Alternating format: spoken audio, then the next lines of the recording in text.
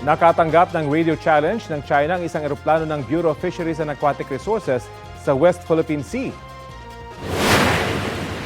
Philippine military aircraft, China 208. You are endangering the security of the Chinese Reef. Leave immediately. Over. Nangyari yan habang papunta ang aircraft ng BIFAR sa Pag-asa Island. Sa kabila niyan, nagpatuloy pa rin ng BIFAR para hatiran ng pamaskong regalo ang mga taga Pag-asa. Bags, school supplies, laruan at pagkain para sa mahigit 100 estudyante. Noche Buena package naman para sa mga miyembro ng Philippine Navy na nakaistasyon doon.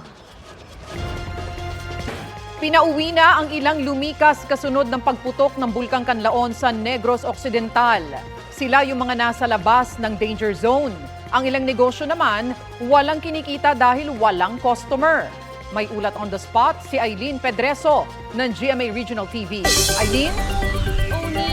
Problemado ngayon ang mga residente at nagtatrabaho sa ilang resort at tourist destinations sa La Carlota City dahil sa epekto ng pagputok ng Bulkan Kanlaon. Tigil operasyon kasi ang kanilang pinagtatrabahuan. No work, no pay ang mahigit 20 staff ng resort na ito sa Barangay Aral sa La Carlota City, Negros Occidental. Matapos kasi pumutok ang Mount Kanlaon noong Lunes, ay itinigil muna ng resort ang operasyon nito. Wala rin namang pumupuntang customer dahil na rin sa takot. Hindi magamit ang mga swimming pool na nabalutan ng abo. Pating ibang amenities ng resort, apektado rin ng pagputok ng bulkan. Pahirapan naman sa paglilinis sa cottages at mga upuan. Kahit apektado ang kita, ay tinitiyak naman umano ng kanilang employer na hindi pababayaan ang kanilang mga pangangailangan. Itinigil rin ang operasyon ng Mount Kanlaon Natural Park sa sitio Gintubdan, Barangay Araal. Samantala, maliban sa tao, apektado rin ang pagputok ng bulkan ang mga alagang hayop ng mga residente, kagaya na lang ng mga kambing, kalabaw at baka. Nanghihina raw ang kanilang mga hayop dahil walang makaing damo. Posible rin daw mamatay ang kanilang mga hayop sa oras na makakain ng asupre. Naghahanap ngayon ang mga ito ng ligtas na lugar na lalagyan ng kanilang alagang hayop. Magsasagawa rin ng assessment ng City Veterinary Office ng La Carlota City sa mga apektadong hayop sa lugar. Samantala, bunsod pa rin ang epekto ng pagputok ng bulkan, ilang residente sa Bagos City na ang inilikas at bumalik na sa kanilang mga tahanan. Ilang evacuees din na hindi sakop ng 4 hanggang 6 kilometer danger zone ng bulkan sa bayan ng La Casillana ang pinauwi rin. Sa oras ng emergency, inaabisuhan ang mga ito na agad na lumikas, lalo na ang mga nakatira malapit sa bulkan. So ngayon ay naghahanda na ang Negros Occidental Provincial Government at iba pang mga LGU sa probinsya para sa karagdagang evacuation site sakaling lumala ang sitwasyon dahil sa aktibidad ng bulkan at itaas ito sa Alert Level 4. Tony, bahagyaring bumuga ng usok ang Bulkang Kanlaon ngayong umaga. Nakikita rin or makikita rin ang usok na may kasamang abo sa bulkan. Tony, pinag-iingat rin ang mga residente ng FIVOX sa posibleng banta ng ashfall. Yan muna ang latest mula dito sa La Carlota City. Balik sa inyo dyan, Tony. Maraming salamat, Eileen Pedreso ng GMA Regional TV. Pirma na lang ni Pangulong Bongbong Marcos ang kailangan para maging batas ang 6.352 trillion peso national budget para sa 2025. Inaprubahan na kasi yan kahapon ng Bicameral Conference Committee. Ibinalik ng BICAM ang budget para sa AKAP o ayuda para sa Kapos ang Kita program na inalis sa bersyon ng Senado. Pero ibinaba ito sa 26 billion pesos mula sa 39 billion pesos na inaprubahan ng Kamara. Tinanggal naman ang 74 billion pesos na subsidy para sa PhilHealth dahil meron pa silang 600 billion pesos na reserbang pondo. 733 million pesos pa rin ang pondo ng Office of the Vice President, malaking tapyas mula sa orihinal nilang hiling na mahigit 2 billion pesos. Sabi ng Presidential Communications Office, sa December 20, posibleng pirmahan ng Pangulo ang 2025 national budget.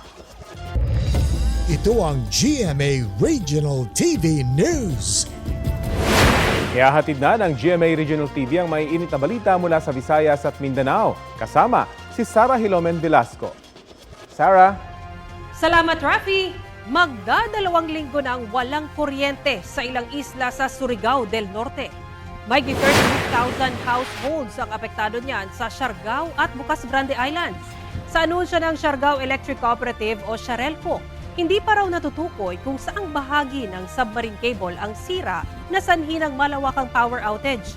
Malaki na rin daw ang lugi ng Siargao dahil apektado ang turismo. Naglabas na ng 26 million pesos mula sa Quick Response Fund ang Surigao del Norte Provincial Government para bigyan ng generator set ang mga apektadong barangay. Nag-issue na rin ng price freeze ang DTI sa mga basic necessities sa Siargao upang maiwasan ang overpricing. Successful ang panganganak ni Starstruck alumnus na si Jessie Corcuera.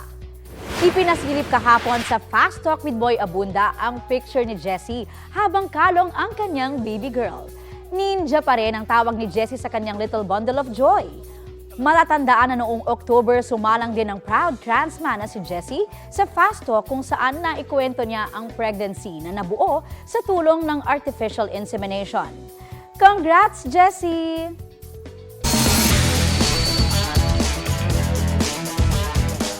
Nagsama-sama ang iba't ibang liga ng mga kolehiyo at universidad sa bansa para sa kauna-unahang CHED All-Star Basketball Friendship Games. Ayon sa Commission on Higher Education, patikim ito ng pinaplano nilang National Tertiary Games. Ang mainit na balita hatid ni Nico Wahe.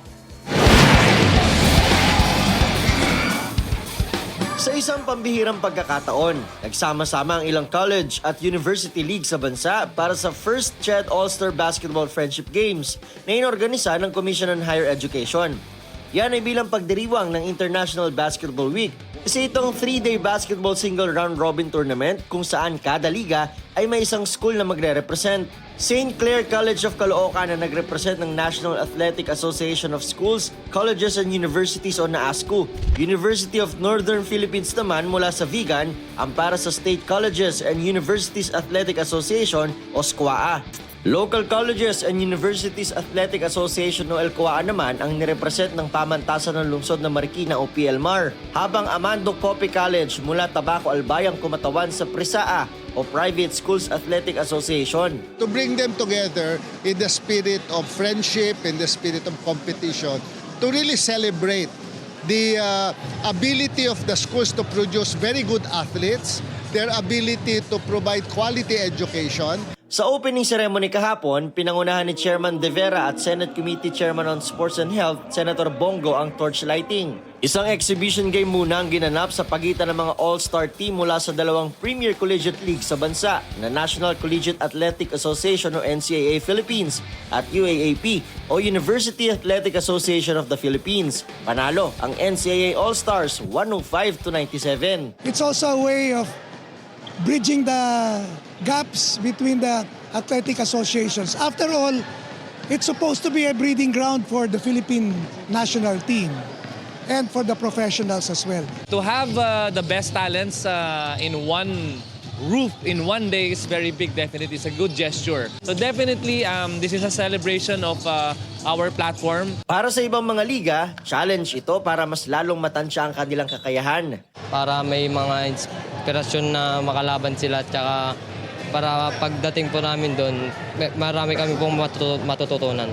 Ayon sa CHED, ang ganitong mga laro ay preview lang sa mas malaki nilang pinaplano na pagsamahin ang lahat ng tertiary school sa bansa sa iisang liga. Merong batas ngayon na malapit na makapasa, yung the tertiary games. Pag natuloy yan, natutuwa kami kasi merong mechanism to organize all the schools in the whole country in sports competition. Bukas, magaganap ang finals ng CHED All-Stars Basketball Friendship Games. Nico Wahe, nagbabalita para sa GMA Integrated News.